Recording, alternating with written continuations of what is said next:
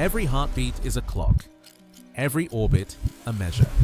Every photon racing through the void carries time on its back like a burden it cannot shed. Time governs everything. It turns stars into dust, dust into stars, and gives meaning to the word next. Without it, there's no cause, no effect, no story. Just existence, frozen and eternal.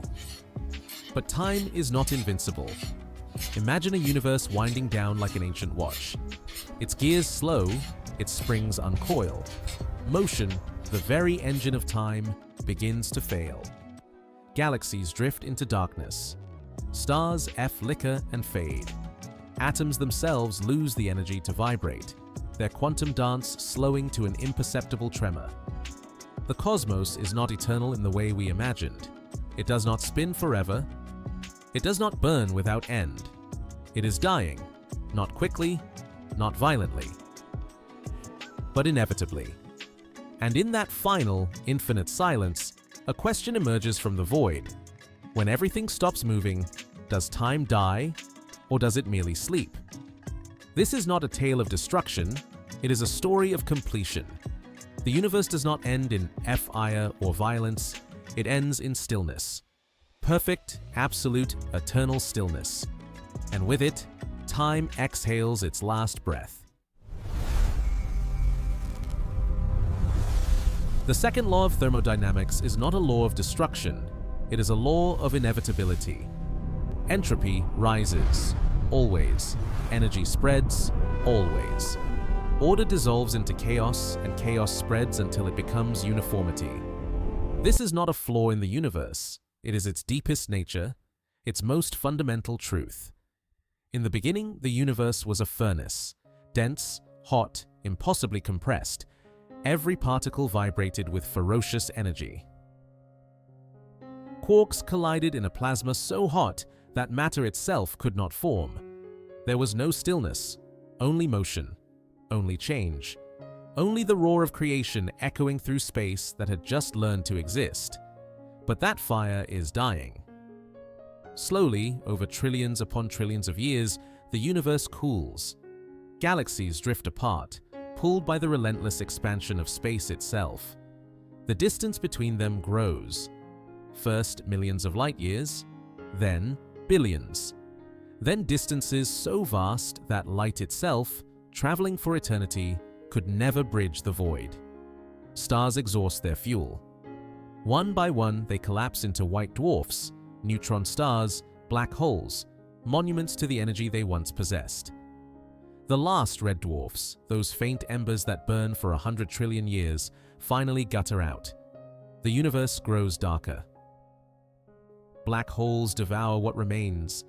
They feast on stars, on planets, on the scattered dust of dead galaxies. But even black holes are not eternal.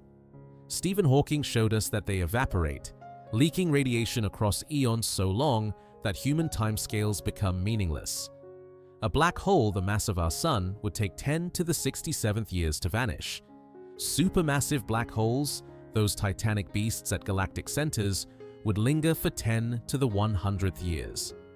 But they too will fade, and when they do, only the thinnest soup of particles will remain.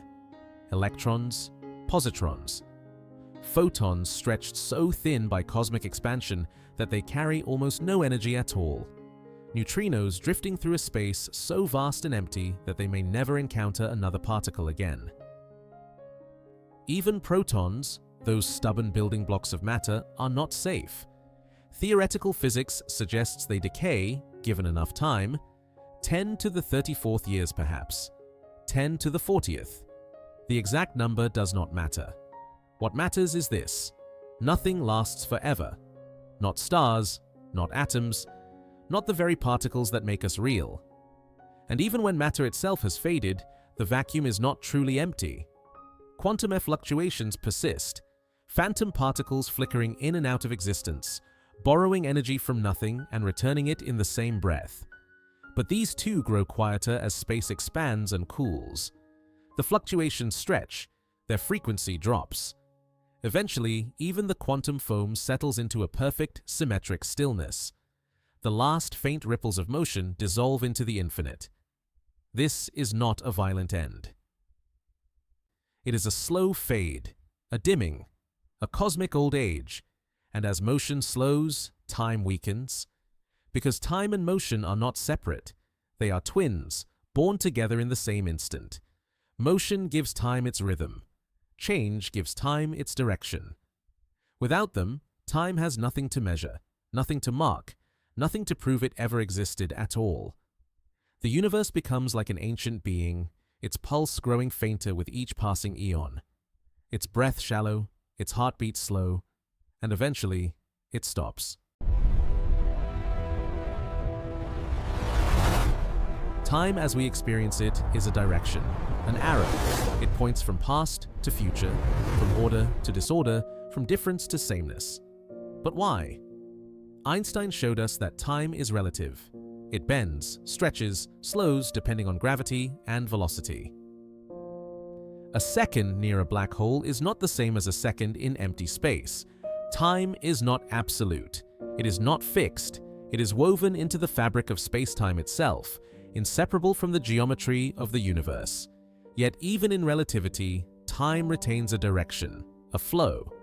Clocks always tick forward, never back. Cause precedes effect. Memory records the past, never the future. That flow is entropy. Entropy is the reason we remember yesterday but not tomorrow. It is the reason eggs break but do not reassemble. It is the reason stars burn and never unburn. It is the reason ice melts in warm water and not the reverse. Time flows in the direction that entropy increases, from order to disorder, from concentrated energy to diffuse heat, from complexity to simplicity. But what happens when entropy reaches its maximum? When every photon has scattered into infinite space, when every atom rests at the same temperature, not cold, not hot, but perfectly, uniformly tepid, when energy is spread so thin, so evenly across the cosmos that no gradient remains, no difference, no imbalance, no reason for anything to happen. At that moment, the universe reaches thermodynamic equilibrium. And in equilibrium, there is no change. Particles may still exist. Space may still stretch, expanding forever into its own emptiness. But nothing moves from here to there. Nothing becomes something else. Nothing decays, nothing transforms, nothing evolves. Every moment is identical to the one before and the one after, indistinguishable, interchangeable, eternal. When there is no difference, there is no before. When nothing changes, there is no after. Time does not vanish. It dissolves, it becomes meaningless. A word without reference, a clock with no ticks, a river that has finally reached the ocean and ceased to flow. Einstein gave us the equations. Thermodynamics gave us the why. Together, they reveal the truth. Time is not a thing. It is a consequence, a shadow cast by change, a direction chosen by disorder. And when change ends, the shadow fades into the light. Imagine standing at the edge of a silent ocean. The water does not ripple, the air does not stir. There is no wind, no wave, no current. The surface stretches endlessly in every direction, perfectly flat, perfectly still. You look for the horizon, but there is no line where water meets sky. There is only sameness, only uniformity, only the quiet hum of existence without event. This is the universe at the end of time, not empty, not destroyed, but uniform. Every point in space identical to every other, every particle at rest, every photon so redshifted by expansion that it carries no energy, no information, no meaning, light without brightness, motion without movement, existence without experience. There are no clocks here, no stars to mark the hours, no decay to signal age, no events to separate one moment from the next. You cannot say now because there is no then to compare it to. You cannot say here because there is no there that differs from it. Time has not stopped. Stopping implies motion arrested, a pause before resuming, a held breath before the exhale. This is not a pause. This is the absence of the very conditions that make pausing possible. Time has dissolved. It has not been destroyed. It has simply become irrelevant, meaningless. Like asking what color silence is or what shape emptiness takes. And what remains is not death, but stasis. Not darkness, but a light so dim it borders on the edge of nothing. A universe that exists but does not live. That persists but does not continue. This is the heat-death of the universe, the final state, the equilibrium from which nothing can escape because there is no gradient to drive escape, no energy to fuel motion, no difference to create direction. But here is the strange, haunting truth. The universe still exists. Space persists, stretching forever into its own vastness. Particles persist, though they have nowhere to go and nothing to do. The fabric of reality has not torn. The laws of physics have not broken. But there is no experience, no observation, no change to distinguish one eon from the next. 1 trillion years could pass, or a single second, and nothing would mark the difference. Existence without time is like a painting without depth. It is there, but it has no story, no progression, no becoming. It simply is in the most absolute and empty sense of the word. Philosophers once asked, if a tree falls in a forest and no one hears it, does it make a sound? Here, the question transforms. If the universe exists but nothing changes, does time have meaning? The answer is no. Time was never a feature of space. It was a feature of difference, of imbalance, of motion seeking rest, of energy finding equilibrium. And now, rest has been found. Time does not scream as it dies.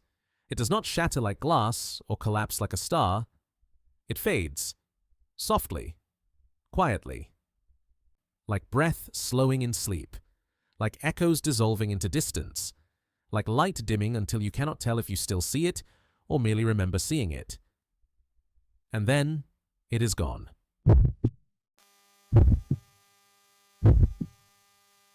We are creatures of time.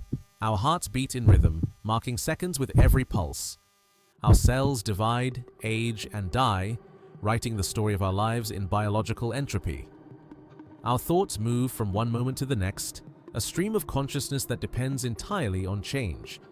We remember the past because entropy allows it. Memories are records of lower entropy states, preserved in the structure of our neurons. We anticipate the future because change makes it possible, because we know that tomorrow will be different from today, and we can plan, hope, fear, dream. Without time, there would be no memory. No hope, no fear, no love that grows, no grief that fades.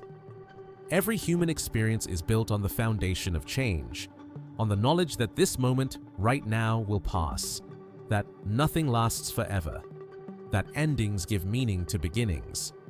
And yet, within each of us exists a private universe, a cosmos of consciousness where time flows differently. A memory is a small star, burning with light from years ago. A dream is a galaxy forming in the darkness of sleep. Every thought is a universe born and dying in the span of seconds. Our minds are not separate from the cosmos. They are the cosmos experiencing itself, one fleeting moment at a time.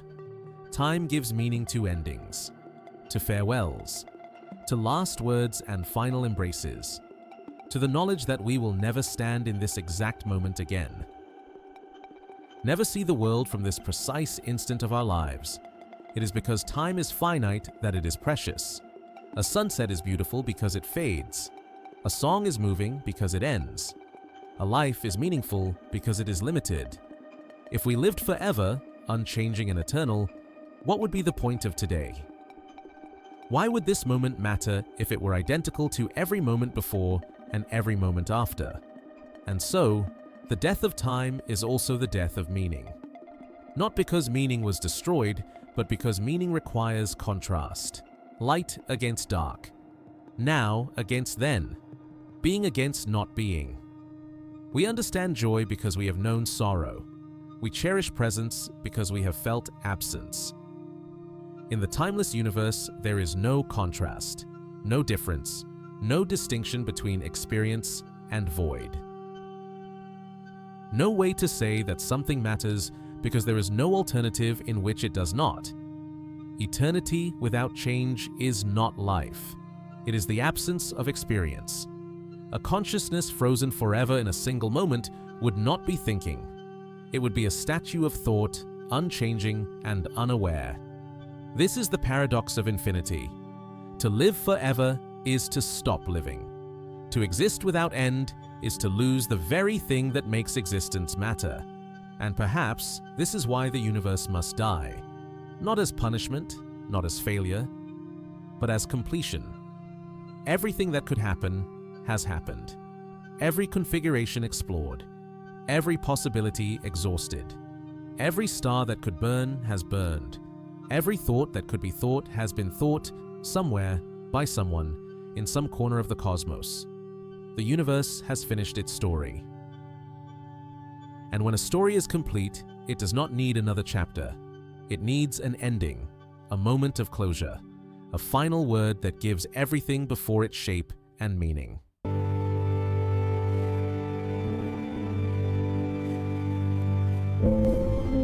There is a kind of peace in endings, not the peace of escape, but the peace of arrival. The stillness that comes when a journey is done and there is nowhere left to go. When every destination has been reached, every path walked, every question answered. The universe at the end of time is not broken. It is whole, perfectly balanced. Every force reconciled, every energy dispersed, every motion resolved into rest, every asymmetry erased, every gradient flattened. It is, in a strange and final way, complete. Time does not scream as it dies.